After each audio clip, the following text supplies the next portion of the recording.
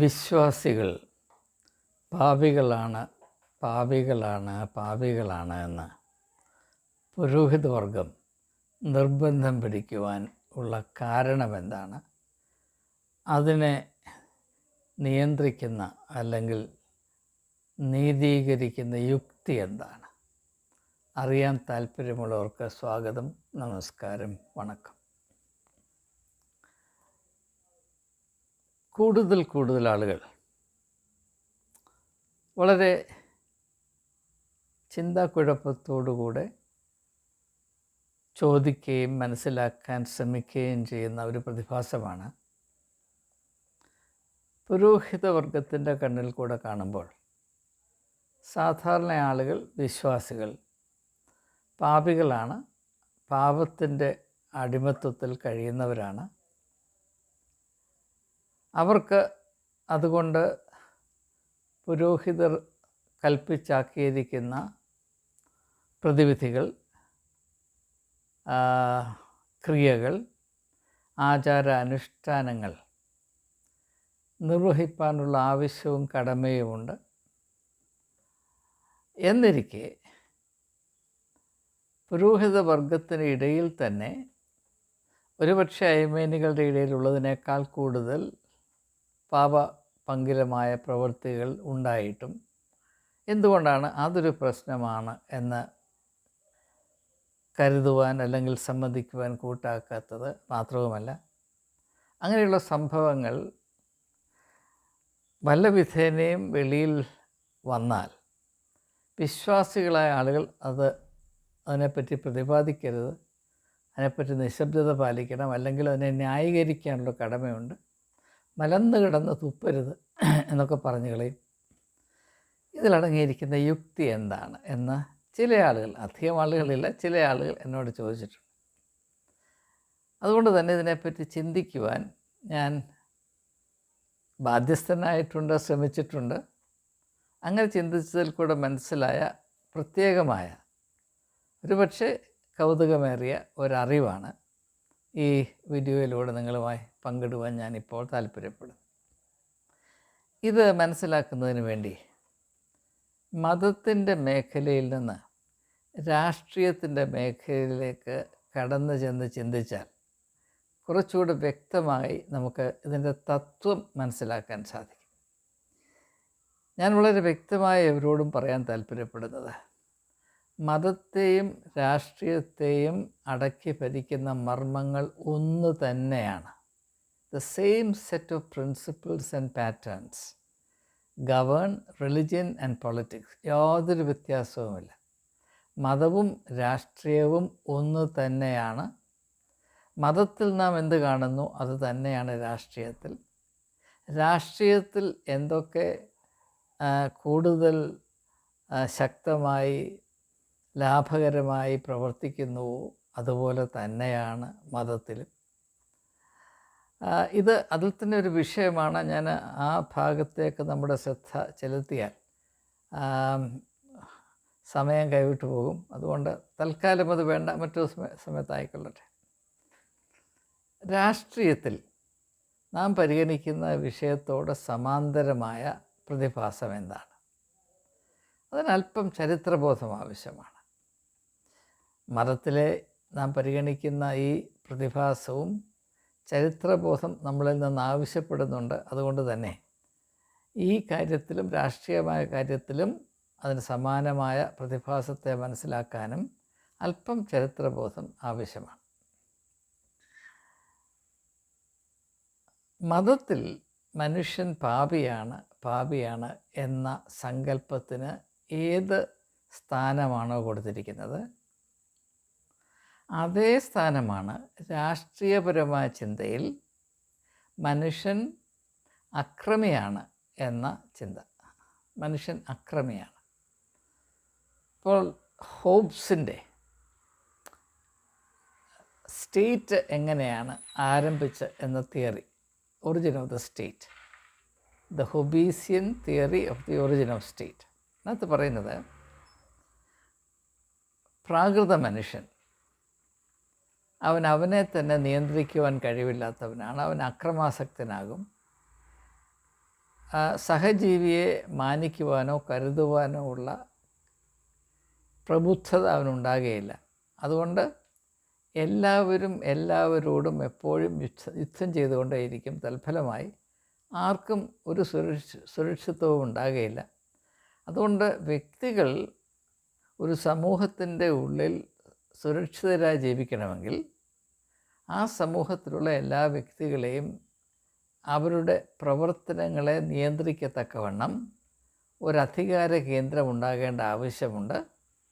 ആ അധികാര കേന്ദ്രത്തിന് ഈ സമൂഹത്തിൽപ്പെട്ടിരിക്കുന്ന എല്ലാ വ്യക്തികളുടെയും സ്വാതന്ത്ര്യത്തെ നിയന്ത്രിക്കുവാനുള്ള പരമാധികാരമുണ്ടെങ്കിൽ മാത്രമേ ആ സ്റ്റേറ്റിന് അത് സൃഷ്ടിക്കുന്നതിൽ അടങ്ങിയിരിക്കുന്ന, അല്ലെങ്കിൽ അത് സൃഷ്ടിക്കുവാൻ മനുഷ്യരെ പ്രേരിപ്പിച്ചത്, നിർബന്ധിച്ചത് ഏത് ഘടകമാണോ, അതായത് മനുഷ്യൻ്റെ അസുരക്ഷിതാവസ്ഥയെ ഇല്ലാതാക്കാനുള്ള അല്ലെങ്കിൽ കുറയ്ക്കുവാനുള്ള ഉപാധിയായി ആ ലക്ഷ്യം വേണ്ടതുപോലെ നിലനിർത്തുവാൻ, ആ കടമ നിർവഹിപ്പാൻ സ്റ്റേറ്റിന് കഴിയുകയുള്ളൂ. ഇവിടെ മനസ്സിലാക്കേണ്ട കാര്യം, ഈ തിയറി അനുസരിച്ച് മനുഷ്യൻ സുരക്ഷിതത്വത്തിൽ ജീവിക്കണമെങ്കിൽ അവൻ്റെ സ്വാതന്ത്ര്യം നന്നേ കുറവാക്കിയെങ്കിൽ മാത്രമേ സാധിക്കുകയുള്ളൂ. ഇതാണ് ഇതിനകത്തെ ഒരു വലിയ അപകടം. പൂർണ്ണ സ്വാതന്ത്ര്യവും പൂർണ്ണ സുരക്ഷയും ഒരിക്കലും ഒരേ സമയത്ത് ആസ്വദിപ്പാനോ അവകാശപ്പെടുവാനോ മനുഷ്യന് സാധ്യമല്ല. അപ്പോൾ എന്തുകൊണ്ടാണ് മനുഷ്യൻ അവൻ്റെ പൊതുവായ ജീവിതത്തിൽ സ്റ്റേറ്റ് അല്ലെങ്കിൽ സർക്കാർ എന്ന് പറയുന്ന ഒരു സങ്കല്പത്തെ സൃഷ്ടിക്കേണ്ട ആവശ്യം വരുന്നത്? അവന് അവൻ്റെ തന്നെ സ്വഭാവത്തെ വേണ്ടതുപോലെ ക്രമീകരിക്കുവാനോ നിയന്ത്രിക്കുവാനോ നീതിപൂർവം മറ്റുള്ളവരുമായി ഇടപെടുവാനോ ഉള്ള കഴിവില്ലാത്തത് കൊണ്ടാണ്. ഇപ്പോൾ നീതി എന്ന് പറയുമ്പോൾ നാം മനസ്സിലാക്കേണ്ടത്, ഞാൻ എന്നോട് പെരുമാറുന്നത് മൊറാലിറ്റിയും ധാർമ്മിക ബോധവും. അതാണ് സ്വധർമ്മ എന്ന കോൺസെപ്റ്റ് ഹിന്ദുവിസത്തിൽ വരുന്നത്. ഞാൻ കൂടുതലായൊന്നും പറയുന്നില്ല, അത് വലിയ അർത്ഥങ്ങളുണ്ട്. സ്വധർമ്മ, ഞാൻ എങ്ങനെ എന്നെ കരുതുന്നു, അതിൻ്റെ പേരാണ് മൊറാലിറ്റി എന്നുള്ളത്. ഞാൻ എങ്ങനെ എൻ്റെ സമൂഹത്തിലുള്ള മറ്റുള്ളവരോട് ഇടപെടുന്നു, അതിൽ അവരുടെ അഭിമാനത്തെയും അവരുടെ വിലയെയും അവരുടെ സ്വാതന്ത്ര്യത്തെയും അവകാശങ്ങളെയും ഏത് തോതിൽ വരെ ഞാൻ ബഹുമാനിക്കുന്നു, കരുതുന്നു, അംഗീകരിക്കുന്നു, അതിൻ്റെ പേരാണ് നീതി എന്നുള്ളത്. അതാണ് നീതി. അപ്പോൾ ഈ നീതി പാലിക്കാനുള്ള മനുഷ്യൻ്റെ കഴിവ് നന്നേ ഇല്ലാത്തത് കൊണ്ടാണ് ഇങ്ങനെ സ്റ്റേറ്റ് എന്ന് പറയുന്ന ഒരു അധികാര കേന്ദ്രം ഉണ്ടാക്കുകയും അതിൻ്റെ പരമാധികാരം കൊണ്ട് ഒരു സമൂഹത്തിൻ്റെ അംഗങ്ങളായിരിക്കുന്ന എല്ലാവരുടെയും സ്വാതന്ത്ര്യത്തെ നന്നേ കുറച്ചിട്ട് അതിലെ അംഗങ്ങളുടെ എല്ലാവരുടെയും അവകാശങ്ങൾ സംരക്ഷിക്കപ്പെടുക. അപ്പോൾ 3 വാക്കുകളാണ് നാം മനസ്സിലാക്കേണ്ടത്: സ്വാതന്ത്ര്യം, അവകാശം, നിയന്ത്രണം. ആവർത്തിക്കട്ടെ: സ്വാതന്ത്ര്യം, അവകാശം, നിയന്ത്രണം. സ്വാതന്ത്ര്യം വ്യക്തിയുടേതാണ്, അവകാശം അവരൻ്റേതാണ്. അതുകൊണ്ടാണ് നിൻ്റെ അയൽക്കാരനെ നിന്നെപ്പോലെ തന്നെ സ്നേഹിക്കണം. അവകാശം അയൽക്കാരൻ്റേതാണ്, സ്വാതന്ത്ര്യം എൻ്റേതാണ്, അവകാശം അയൽക്കാരൻ്റേതാണ്, അധികാരം സർക്കാരിൻ്റേതാണ്. ഇത് വളരെ ഏറ്റവും ലളിതമായി, ഇതിനേക്കാൾ ലളിതമായിട്ട് ഈ ആശയം അവതരിപ്പിക്കാൻ എനിക്കറിയില്ല. ഇത് അല്പം ഒന്ന് ചിന്തിച്ചാൽ വളരെ സ്പഷ്ടമായി മനസ്സിലാക്കാൻ കഴിയും. ഇതുകൊണ്ട് സംഭവിക്കുന്നത് എന്താണെന്ന് ചോദിച്ചാൽ, എന്നിൽ നിന്ന് അവരൻ്റെ അല്ലെ എൻ്റെ അയൽക്കാരൻ്റെ അവകാശങ്ങൾ സംരക്ഷിക്കപ്പെടേണ്ടതിൻ്റെ, അത് സംരക്ഷിക്കപ്പെടുന്നു എന്ന് ഉറപ്പാക്കുന്നതിൻ്റെ ചുമതല സർക്കാരിനാണ്. അപ്പോൾ ഞാൻ എൻ്റെ അയൽക്കാരനോട് അനീതിയായി പെരുമാറിയാൽ സർക്കാർ എന്നെ ശിക്ഷിക്കും. അയൽക്കാരൻ എന്നോട് ചെയ്താലും അങ്ങനെ തന്നെ. പക്ഷേ ആ ഒരു പ്രക്രിയ നിലനിർത്തുന്നതിന് വേണ്ടി ഞാനും എൻ്റെ അയൽക്കാരനും ഞങ്ങളുടെ സ്വാതന്ത്ര്യത്തെ സ്റ്റേറ്റിന് അല്ലെങ്കിൽ സർക്കാരിന് അടിയറ വെക്കണം. അതുകൊണ്ട് സർക്കാരിൻ്റെ അധികാരവും എൻ്റെയും എൻ്റെ അയൽക്കാരൻ്റെ സ്വാതന്ത്ര്യവും തമ്മിൽ എപ്പോഴും ഒരു വടം വരി ഉണ്ടായിരിക്കും. There is A tension between the authority of the state and the liberty of my neighbour and myself. ഇത് വളരെ വ്യക്തമാണ്. അപ്പോൾ ഇങ്ങനെ സ്റ്റേറ്റ് അല്ലെങ്കിൽ സർക്കാർ എൻ്റെ അവകാശത്തെയും എൻ്റെ സ്വാതന്ത്ര്യത്തെയും നന്നേ കുറയ്ക്കുന്ന ഒരവസ്ഥ, അത് മനുഷ്യന് വാസ്തവത്തിൽ സ്വീകാര്യമല്ല. പക്ഷേ അത് സ്വീകാര്യമാക്കാൻ ഒരു തന്ത്രം വേണം. അത് വളരെ വ്യക്തമായി മനസ്സിലാക്കണം. ലോകത്തിലാരും തന്നെ അവരുടെ സ്വാതന്ത്ര്യത്തെ വെട്ടിക്കുറയ്ക്കുന്നതിൽ താല്പര്യമുള്ളവരല്ല. എന്നാൽ അതേസമയം തന്നെ എല്ലാവരും അവരുടെ സ്വാതന്ത്ര്യം തോന്നിയാവാസത്തിൽ ഉപയോഗിച്ചാൽ ആ സമൂഹത്തിൽ അരാജകത്വമുണ്ടാകും. ആ അവസ്ഥ എല്ലാവരെയും പീഡിപ്പിക്കും. ആ ഒരു ദുരവസ്ഥ ഒഴിവാക്കുന്നതിന് വേണ്ടി എല്ലാവരെയും നിയന്ത്രിക്കാൻ ഒരു അധികാര കേന്ദ്രം ഉണ്ടാക്കുന്നു. അതിൻ്റെ പേരാണ് സർക്കാർ അല്ലെങ്കിൽ സ്റ്റേറ്റ് എന്നുള്ളത്. എന്നാൽ അതേ കാരണം കൊണ്ട് തന്നെ സർക്കാരിന് എൻ്റെയും എൻ്റെ സഹജീവികളുടെയും നമ്മുടെ എല്ലാവരുടെയും സ്വാതന്ത്ര്യത്തെ നന്നേ കുറയ്ക്കാൻ സാധിക്കും. എന്നാൽ സ്വാതന്ത്ര്യത്തെ കുറയ്ക്കുവാൻ, സ്വന്തം സ്വാതന്ത്ര്യത്തെ കുറയ്ക്കുവാൻ ആർക്കും താല്പര്യമില്ല. അതുകൊണ്ട് അങ്ങനെ സ്വാതന്ത്ര്യത്തെ വെട്ടിക്കുറച്ചിരിക്കുന്ന സമ്പ്രദായത്തെ സ്വീകരിക്കത്തക്കവണ്ണം മനുഷ്യരെ ഒന്ന് പരുവപ്പെടുത്തിയെടുക്കാൻ ഒരു തന്ത്രം ആവശ്യമാണ്. ആ തന്ത്രത്തിൻ്റെ പേരാണ് മനുഷ്യൻ അക്രമിയാണ്. മനുഷ്യൻ അക്രമിയാണ്. അവൻ്റെ കൈ അവൻ്റെ അയൽക്കാരൻ്റെ കൊങ്ങായിലായിരിക്കും. ഇത് ഞാൻ ഹോബ്സിൻ്റെ വാക്കുകൾ അതുപോലെ പറയുകയാണ്. Every man's hand will be at the throat of his neighbour എന്നാണ് അത് എഴുതിയിരിക്കുന്നത്. അതുകൊണ്ട് നമുക്ക് സ്റ്റേറ്റ് വേണം. അപ്പോൾ എന്തുകൊണ്ടാണ് നമ്മുടെ സ്വാതന്ത്ര്യം നമ്മളിൽ നിന്ന് മാറ്റപ്പെടേണ്ടത്? നമ്മൾ അക്രമികളായതുകൊണ്ടാണ്. പൊട്ടൻഷ്യലി ഏത് സമയത്ത് നമ്മൾ അക്രമം ചെയ്യും. മനുഷ്യനങ്ങനെ അക്രമം ചെയ്യാനുള്ളൊരു വാസന ഇല്ലായിരുന്നുവെങ്കിൽ സ്റ്റേറ്റിൻ്റെ ആവശ്യമില്ലായിരുന്നു.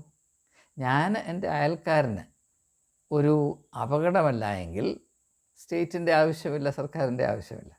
അപ്പോൾ എന്നെ ഒരു അപകടകാരിയായി ചിത്രീകരിച്ചെങ്കിൽ മാത്രമേ സ്റ്റേറ്റ് എന്ന് പറയുന്ന ഈ മനുഷ്യനിർമ്മിതമായ പ്രതിഭാസത്തിൻ്റെ വലിയ വലിയ അവകാശങ്ങൾ, എൻ്റെ സ്വാതന്ത്ര്യത്തെ വെട്ടിക്കുറയ്ക്കാനുള്ള അവകാശം സ്റ്റേറ്റിനെ സാധൂകരിക്കണമെങ്കിൽ എന്നെ ഒരു അക്രമിയായി ചിത്രീകരിക്കണം.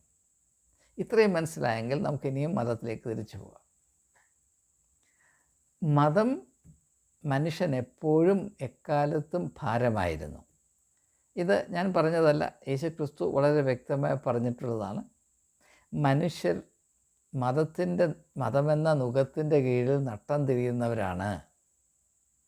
ആ അവസ്ഥയിൽ അവരുടെ ഭാരത്തെ, മതമെന്ന ഭാരത്തെ കൂടുതൽ കൂടുതൽ ഭാരമുള്ളതാക്കി തീർക്കുന്ന ഒരു പ്രവർത്തന രീതിയാണ്, താല്പര്യമാണ്, കാഴ്ചപ്പാടാണ് പുരോഹിതവർഗത്തിൻ്റേതെന്ന് മത്തായിയുടെ സുവിശേഷം 21-ാം അധ്യായം നിങ്ങൾ വായിച്ചാൽ വളരെ വ്യക്തമായി നമുക്ക് കാണാൻ കഴിയും. ഇതേ മർമ്മത്തിൻ്റെ പശ്ചാത്തലത്തിലാണ് യെരുശലേം ദേവാലയം ശുദ്ധീകരിക്കാൻ യേശു സാഹസികമായി ശ്രമിച്ചത്. കാരണം ദേവാലയത്തിൻ്റെ പരിസരത്ത് അതിനോട് തോളുരമ്മി ഒരു ചന്തയുണ്ട് എന്ന് പറയുമ്പോൾ ചന്തയിൽ മനുഷ്യൻ എപ്പോഴും ചൂഷണം ചെയ്യപ്പെട്ടുകൊണ്ടേയിരിക്കുകയാണ്. അപ്പോൾ അത് ഈ ഒരു ദൃശ്യത്തിൽ നിന്ന് മനസ്സിലാക്കേണ്ടത്, എവിടെയൊക്കെ സംഘടിതമായ മതമുണ്ടോ അവിടെയെല്ലാം ഒരു വിധത്തിലല്ലെങ്കിൽ മറ്റൊരു വിധത്തിൽ, ഒരു തോതിലല്ലെങ്കിൽ മറ്റൊരു വിധത്തിൽ വിശ്വാസികൾ ചൂഷണം ചെയ്യപ്പെട്ടുകൊണ്ടേയിരിക്കും. എന്നാൽ ഈ ചൂഷണത്തെ ചെറുക്കുവാൻ വ്യക്തികൾക്ക് സ്വാതന്ത്ര്യം ആവശ്യമാണ്. പക്ഷേ ആ സ്വാതന്ത്ര്യം അനുവദിച്ചു കൊടുത്താൽ ഈ സംഘടിതമായ മതം തകർന്ന് തരിപ്പണമായി പോകും. എപ്രകാരം രാഷ്ട്രീയത്തിൽ വ്യക്തികളുടെ സ്വാതന്ത്ര്യം വെട്ടിക്കുറച്ചിട്ടാണ് സർക്കാർ അല്ലെങ്കിൽ സ്റ്റേറ്റ് എന്ന അധികാര കേന്ദ്രം ഉണ്ടാക്കുകയും അതിൻ്റെ ഭീകരമായ പ്രവർത്തനത്തെ സാധൂകരിക്കുകയും ചെയ്യുന്നത്, അതുപോലെ തന്നെ മതത്തിലും ഒരു സംഘടിതമായ വ്യവസ്ഥിതി ഉണ്ടാക്കുന്നതിന് വേണ്ടി എപ്പോഴും വ്യക്തികൾ അപകടകാരിയാണ്. അപ്പോൾ പൊതുജീവിതത്തിൽ മനുഷ്യൻ്റെ അപകടം, അവൻ അക്രമിയാണ്, അവൻ്റെ കൈ മറ്റുള്ളവരുടെ കൊങ്ങായിക്ക് പിടിച്ചിരിക്കും എന്ന ധാരണയാണെങ്കിൽ, മതമേഖലയിൽ അതിന് സമാനമായിട്ട് വരുന്നത് അവൻ അക്രമിയാണെന്നല്ല, അവൻ പാപിയാണ്. പാപം എന്നാൽ എന്താണ്? ദൈവത്തിനെതിരെയുള്ള പ്രവർത്തനം. രാഷ്ട്രീയ ജീവിതത്തിൽ മനുഷ്യൻ അവൻ്റെ അയൽക്കാരുടെ കൊങ്ങായിക്ക് പിടിച്ചിരിക്കുന്നു, മതജീവിതത്തിൽ മനുഷ്യൻ ദൈവത്തിൻ്റെ കൊങ്ങായിക്ക് പിടിച്ചിരിക്കുന്നു. അപ്പോൾ എല്ലാ മതത്തിലും, പ്രത്യേകിച്ച് വേദപുസ്തക അധിഷ്ഠിതമായ ജുഡയോ ക്രിസ്ത്യൻ മതത്തിൽ പാപത്തെപ്പറ്റിയുള്ള സങ്കല്പം എന്താണ്? മനുഷ്യൻ പാപം ചെയ്യുന്നത് ആത്യന്തികമായി ദൈവത്തിനെതിരെയാണ്. യേശു പഠിപ്പിച്ച മുടിയനായ പുത്രൻ്റെ ഉപമയിൽ ആ ദൂരദേശത്തേക്ക് പോയി സ്വയം നശിപ്പിച്ച ആ ഇളയ മകൻ, അവന് ബോധം വന്നപ്പോൾ അവൻ പറയുന്നത്, ഞാൻ എഴുന്നേറ്റ് എൻ്റെ അപ്പൻ്റെ വീട്ടിലേക്ക് മടങ്ങിച്ചെന്ന് ഞാൻ എൻ്റെ അപ്പനോട് പറയും, അപ്പാ, ഞാൻ സ്വർഗത്തോടും നിന്നോടും പാപം ചെയ്തിരിക്കുന്നു. ആദ്യം ഞാൻ പാപം ചെയ്തത് സ്വർഗത്തോടാണ്. അപ്പോൾ ഇതാണ് പഠിപ്പീര്. അപ്പോൾ മനുഷ്യൻ്റെ കൈ ദൈവത്തിൻ്റെ കൊങ്ങായിക്ക് പിടിച്ചിരിക്കുകയാണ്.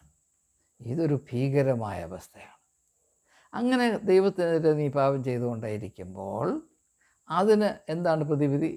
നിൻ്റെ പാപം പ്രവർത്തിക്കാനുള്ള പ്രവണതയെ നിയന്ത്രിക്കാനുള്ള മന്ത്രം എൻ്റെ കയ്യിലുണ്ട്. അതെന്താണ്? 2 എണ്ണമാണ്. ഒന്ന്, പുരോഹിതർ നിർമ്മിക്കുന്ന നിയമങ്ങൾ, മതപരമായ നിയമങ്ങൾ, ഇന്ന അനുഷ്ഠാനങ്ങൾ. ഇപ്പോൾ സ്വകാര്യ കുമ്പസാരമുള്ള സഭകളിൽ പുരോഹിതൻ്റെ അടുത്ത് പോയി കുശൂശ പറയുന്നു.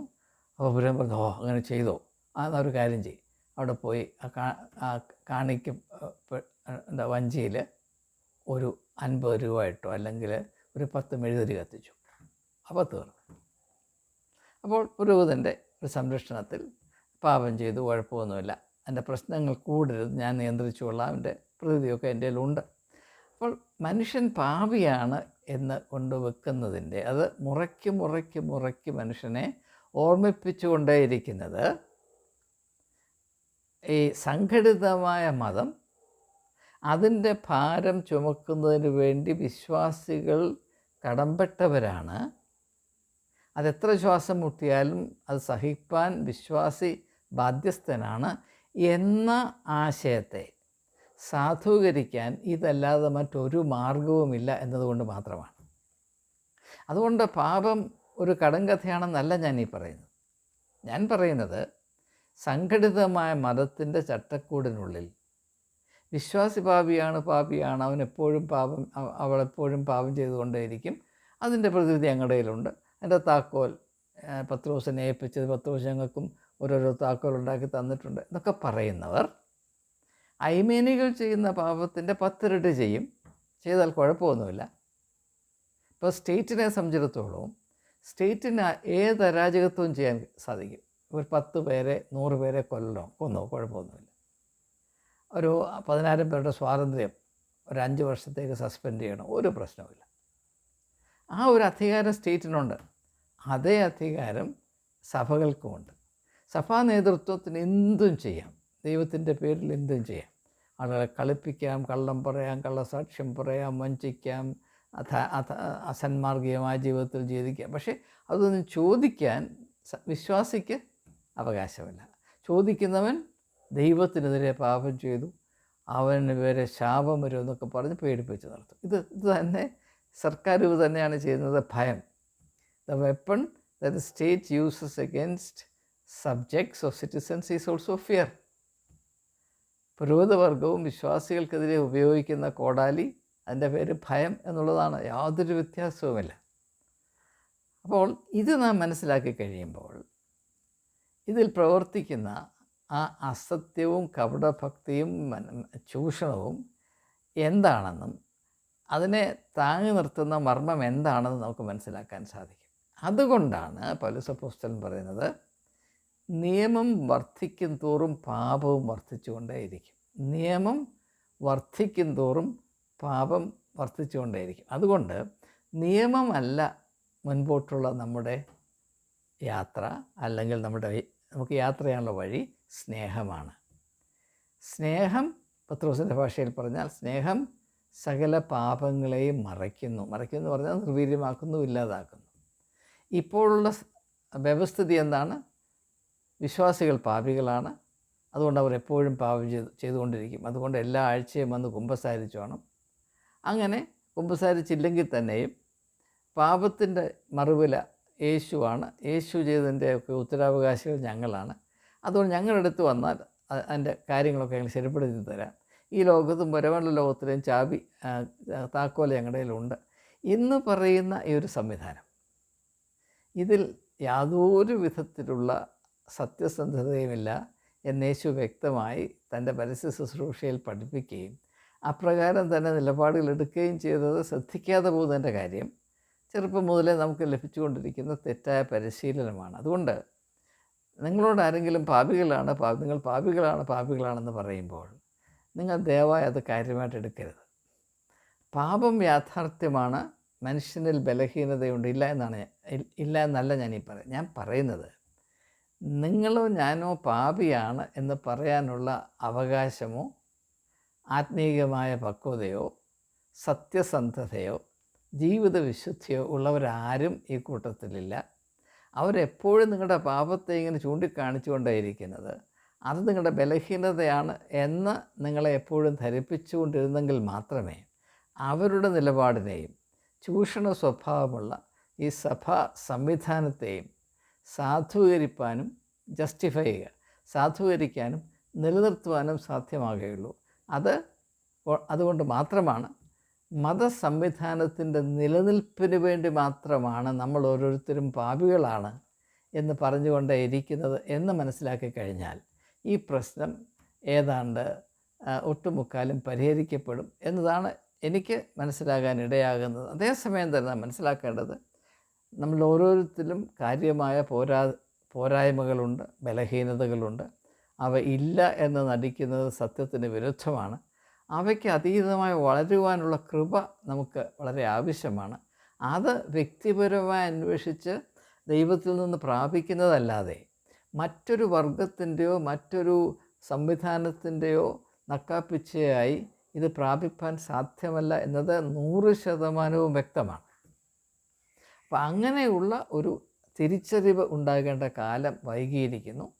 അത് പ്രാപിപ്പാൻ അതിനെപ്പറ്റി കുറച്ചുകൂടെ സത്യസന്ധമായി വ്യക്തമായി ചിന്തിക്കുവാൻ ഈ ഒരു ചിന്ത ഈ വീഡിയോയിൽ ഉൾപ്പെടുത്തിയിരിക്കുന്ന ചിന്തകൾ സഹായിക്കട്ടെ എന്ന പ്രാർത്ഥനയോടെ വാക്കുകൾ ഉപസംഹരിക്കുന്നു. ഏവർക്കും എൻ്റെ നന്ദി, നമസ്കാരം.